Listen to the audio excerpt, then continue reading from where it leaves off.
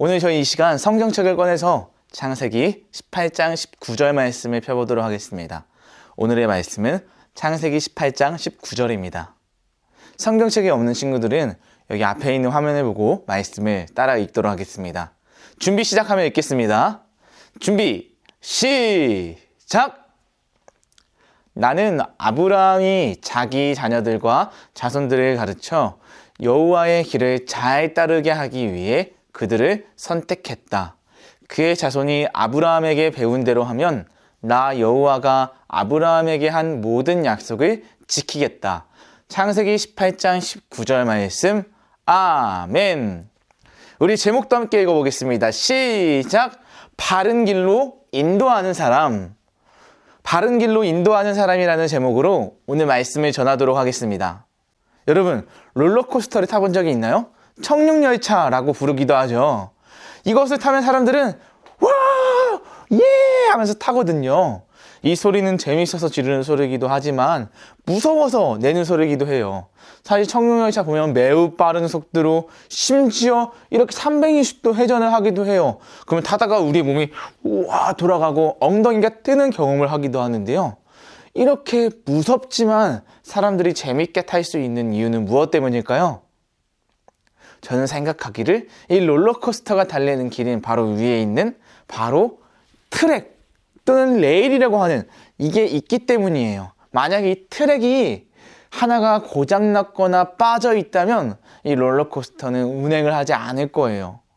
왜냐하면 이 트랙이나 레일 하나가 빠져 있다면 롤러코스터가 그 길에서 바로 탈선을 할 수도 있기 때문이에요. 그래서 중요한 것은 이 트랙 레일 위를 달리는 지하철, 기차, 모노레일 바이크 이런 것들은 트랙이, 레일이 정말로 중요해요. 곧 이 트랙은 길이기 때문이죠. 그래서 트랙이나 길이 잘못된 부분이 있다면 그것들을 제때 고치고 교정해서 바른 길로 갈 수 있도록 해주어야 이 기차나 지하철 이런 것들은 아무런 이상이 일어나지 않아요.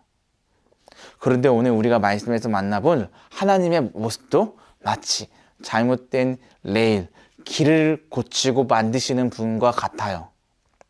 그리고 우리를 자신과 같이 바른 길로 인도하는 사람이 되기를 원하시는 말씀이 바로 오늘 우리가 읽어보았던 말씀이에요. 왜 그런지 우리 함께 말씀을 통해서 살펴보도록 할까요? 지난주에 하나님께서는 아브라함을 하나님과 세상을 연결하는 빨대로 부르셨어요. 바로 복의 통로로 부르셨죠. 그리고 하나님께서는요, 다시 한번 오늘 창세기 18장 18절에서 아브라함을 부르시는데요. 이렇게 말씀하세요.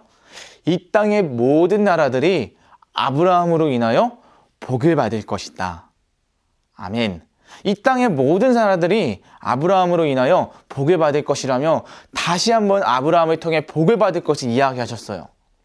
그리고 그를 부르셨죠. 하지만 그게 끝이 아니었어요. 왜냐하면 창세기 18장 20절 말씀에서는 이렇게 말하고 있기 때문이에요. 여호와께서 또 말씀하셨습니다. 나는 소돔과 고모라 백성에 대한 나쁜 이야기를 많이 들었다. 그들은 너무 약하다. 창세기 18장 20절 말씀. 아멘. 어떤 소식이 아브라함에게 들린 거예요? 소돔과 고모라 백성들에 대한 나쁜 이야기였어요. 수근수근대는 거죠. 그들은 너무 악한 사람이라는 거예요. 소돔과 고모라는 아주 풍족한 도시였지만 죄가 무척 많은 곳이었어요. 그래서 하나님께서는 소돔과 고모라를 심판하라고 마음을 먹으신 거예요. 그런데 그때 하나님의 이야기를 듣던 아브라함이 하나님의 이야기를 듣고 그대로 이렇게 서 있는 거예요. 그리고는 용기를 내어 다급히 하나님께 말해요. 하나님, 소돔과 고모라는 착한 사람들도 있는데 왜 악한 사람들과 함께 모두 다 멸망을 당해야 되는 거죠? 라고 말이에요.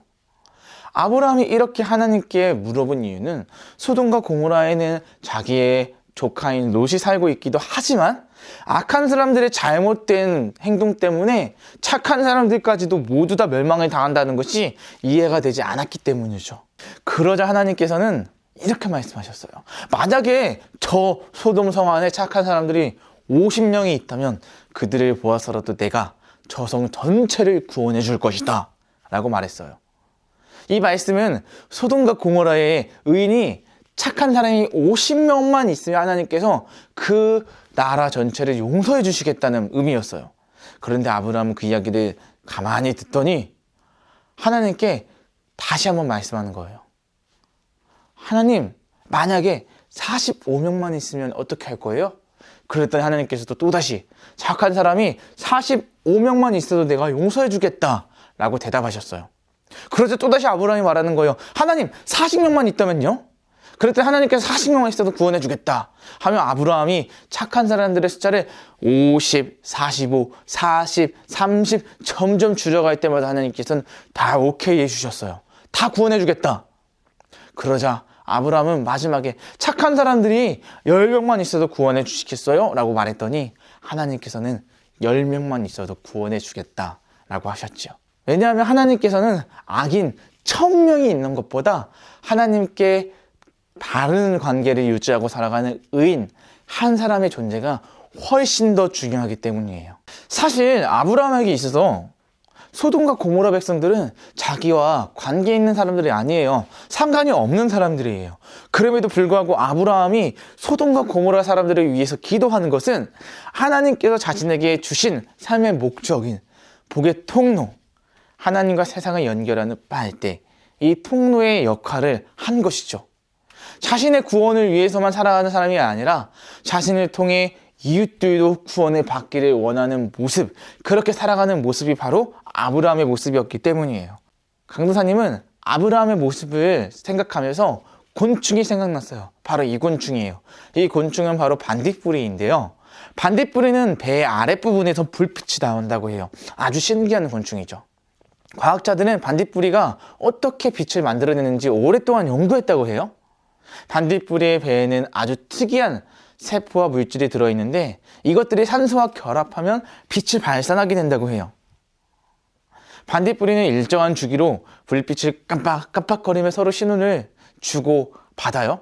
옛날에는 이 반딧불이를 가지고 책을 읽을 때 사용하기도 했다고 하는데요. 뿐만 아니라 반딧불이는 책을 읽을 때 외에도 어느 때 사용되었을까요? 깜깜한 길을 걸어갈 때 사용하기도 했고요. 또 다른 누군가의 길을 비추어주는 삶의 역할을 하기도 했죠. 곧 반딧불이는요, 자기 자신에서 나오는 빛을 가지고 자기만을 위해서 살아가는 것이 아니라 누군가의 비추어주는 삶을 살아갔다는 거예요. 마치 아브라함의 모습이 이러했어요. 자기 자신의 구원만을 위해서 사는 것이 아니라 누군가의 구원을 하나님께로부터 받을 수 있도록 복의 통로로서 살았던 것이죠. 그래서 그는 하나님께 간절히 매달리며 기도했던 거예요. 하나님, 소돔과 고모라에 있는 많은 사람들이 죄를 지었어도 의인 50명만 있으면 봐서라도 있으면 용서해 주세요. 하나님, 의인 10명만 봐서라도 용서해 주세요. 라고 말이에요. 그는 멸망으로 가는 소돔과 고모라의 백성의 길을 바꾸기 위해 누구에게요? 멸망으로 가는 길을 하나님께로 바꾸기 위해 이러한 일을 한 거예요. 기도한 것이죠. 왜냐하면 이것이 하나님께서 자신을 부르신 목적이라고 생각했기 때문이죠. 그래서 오늘 우리가 읽어볼 말씀에서는 이렇게 말해요. 창세기 18장 19절 말씀인데요. 함께 읽어볼까요? 나는 아브라함이 자기 자녀들과 자손들을 가르쳐 여호와의 길을 잘 따르게 하기 위해 그를 선택했다. 아멘. 하나님께서 아브라함을 부르신 목적이 뭐라고요? 자기 자신을 통해, 바로 아브라함을 통해 다른 사람들이 바른 길을 갈 수 있게 하는 거였어요. 하나님께서 아브라함에게 원하셨던 것은 잘못된 길로 가는 세상 사람들을 하나님이라는 바른 목적지로 길을 바꾸어 주도록 하는 역할을 주셨던 것이죠.